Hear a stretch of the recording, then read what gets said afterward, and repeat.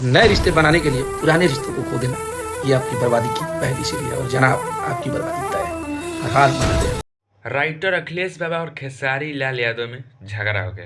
ये क्या बात करता है यार। जी हाँ, विवाद हो गया है। एक तरह से एक ब्रेकिंग न्यूज है। हिट मशीन और हिट मशीन के अलावा राइटर अखिलेश कश्यप में विवाद हो गया है। जो जोड़ी पसंद करते हैं लोग, उनमें मतभेद हो गया है। और ये दावा राइटर अखिलेश कश्यप जी करते हैं अपने आप से।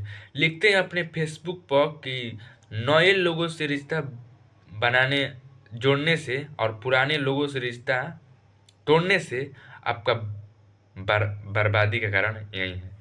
बताइए, अखिलेश कश्यप कहते हैं कि खेसारी लाल यादव को टारगेट करते हैं कि आप नए नए राइटर को ला रहे हैं अपने पास और पुराने पुराने राइटर को छोड़ रहे हैं। आपका बर्बादी का कारण यही है। नहीं, आंसू बाबा और राज यादव राज और प्रियांशु म्यूजिक को खेसारी लाल यादव पहला बार लाए हैं अपने गानों